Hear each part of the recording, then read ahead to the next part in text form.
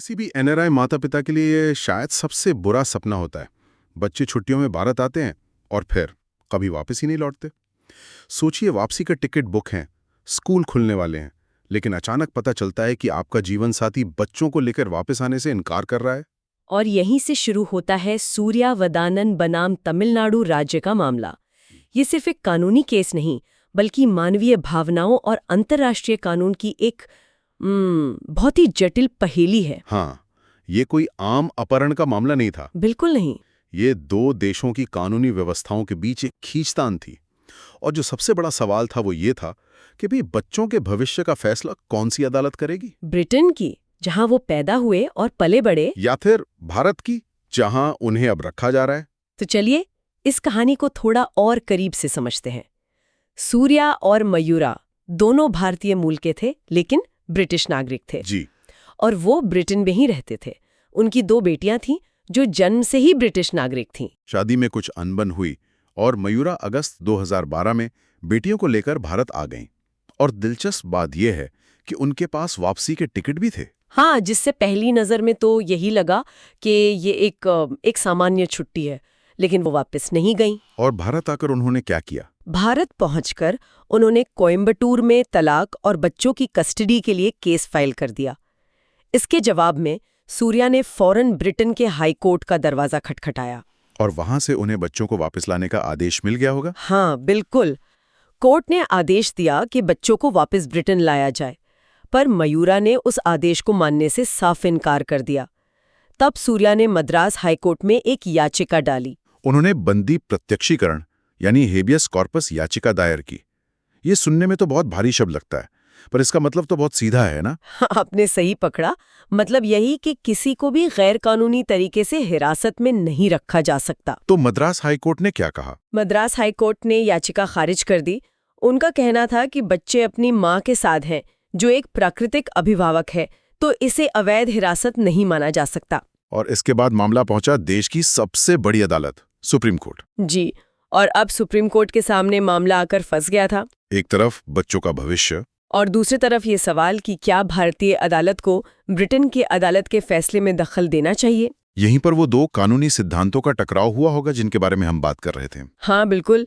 एक तरफ था बच्चे का कल्याण का सिद्धांत, जो हमेशा सबसे ऊपर होता है, और दूसरी तरफ था अदालतों का आपसी सम्मान, मतलब कॉमिटी ऑफ कोर्ट्स। एक मिनट, अदालतों का आपसी सम्मान, इसका मतलब क्या है? मतलब भारतीय अदालतें विदेशी अदालतों के फैसलों का सम्मान करें? सीधी सी बात है, हाँ, खासकर तब जब उन अदालतों का उस मामले पर स्वाभाविक अधिकार क्षेत्र हो। लेकिन ये थोड़ा अजीब नहीं लगता? क्या ये आपसी सम्मान बच्चों की भलाई से ज्यादा महत्वपूर्ण हो सकता है? ये बहुत ही जरूरी सवाल है। ओके। और सुप्रीम कोर्ट ने इस पर गौर किया। उन्होंने कहा कि कई बार विदेशी अदालत के अधिकार का सम्मान करना ही बच्चे के कल्याण को सुनिश्चित करने का सबसे अच्छा तरीका होता है। अच्छा। और ये तय करने के लिए उन्होंने एक सिद्धांत का इस्तेमाल किया, सबसे गहरा संबंध, यानी मोस्ट इंटीमेट कॉन्टैक्ट का सिद्धांत। वाह, ये तो सोचने का एक बिल्कुल अलग तरीका है। मतलब अदालत सिर्फ ये नहीं देख रही कि बच्चे इस वक्त कहाँ हैं, नहीं, बल्कि ये पूछ रहे हैं कि बच्चों का घर असल में कहाँ है, मानसिक, भावनात्मक और सामाजिक रूप से। तो उनका घर तो ब्रिटेन ही हुआ। बिल्कुल सही। अदालत ने पाया कि बच्चों ने अपना पूरा जीवन ब्रिटेन में बिताया था। वे वहां की नागरिक थीं, उनके स्कूल, दोस्त, भाषा, सब कुछ वहीं था। भारत उनके लिए एक छुट्टी की जगह थी, घर नहीं। तो अदालत ने माना कि ब्रिटेन की अदालत ही बेहतर फैसला कर पाएगी। हाँ, उन्होंने कहा कि ब्रिटेन की अदालत उनके भविष्य का फैसला करने के लिए बेहतर ढंग से सुसज्जित है। और शायद यहीं पर वो दूसरा सिद्धांत भी काम आया। हाँ, और वो इस केस का सबसे बड़ा सबक है, फर्स्ट स्ट्राइक का सिद्धांत। ये एक तरह की शतरंज को पहली चाल जैसा है। मतलब जिसने पहले अपने देश की अदालत से आदेश ले लिया वो जीत गया। कह सकते हैं कि उसे एक बहुत बड़ी बढ़त मिल जाती है, क्योंकि सूर्या ने यूके कोर्ट से पहले एक मजबूत आदेश ले लिया था। वो भी तब जब भारतीय अदालत ने कोई ठोस आदेश नहीं दिया था। बिल्कुल।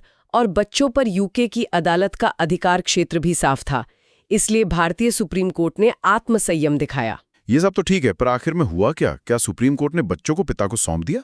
नहीं, और ये समझना बहुत जरूरी है, सुप्रीम कोर्ट ने बच्चों की कस्टडी पिता को नहीं दी। तो फिर अदालत ने एक तटस्थ अंपायर की तरह काम किया। उन्होंने ये तय नहीं किया कि कौन बेहतर माता पिता है। उन्होंने सिर्फ ये फैसला किया कि ये फैसला करने के लिए सही अदालत कौन सी है। मतलब उन्होंने गेंद वापस यूके की कोर्ट में फेंक दी। जी, उन्होंने आदेश दिया कि बच्चों को ब्रिटेन वापस ले जाया जाए ताकि यूके हाई कोर्ट ये तय कर सके कि बच्चों के लिए सबसे अच्छा क्या है और उनकी कस्टडी किसे मिलनी चाहिए। ये एक बहुत ही परिपक्व फैसला लगता है। इस फैसले से दो बहुत महत्वपूर्ण सबक मिलते हैं। आम लोगों के लिए ये एक चेतावनी है। क्या चेतावनी? कि एक खराब शादी से बचने के लिए बच्चों को दूसरे देश ले जाना वो गैर कानूनी हो सकता है। इसे इंटरपेरेंटल अबडक्शन माना जाता है। और इसके कानूनी नतीजे भी गंभीर हो सकते हैं। जी हाँ। अच्छा, और जो वकील ऐसे केस लड़ते हैं उनके लिए इस फैसले में क्या है? उनके लिए फर्स्ट स्ट्राइक सिद्धांत का महत्व समझना सबसे जरूरी है। ऐसे मामलों में सही अधिकार क्षेत्र वाली अदालत में तुरंत कार्रवाई करना केस का रुख तय कर सकता है। जिसने पहले एक प्रभावी आदेश ले लिया उसका पलड़ा भारी हो जाता है। ये पूरा मामला एक सोचने पर मजबूर करने वाला सवाल छोड़ जाता है।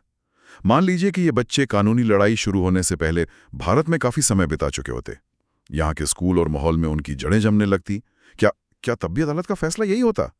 ये दिखाता है कि बच्चे का कल्याण की परिभाषा कितनी जटिल और हर स्थिति पर निर्भर हो सकती है।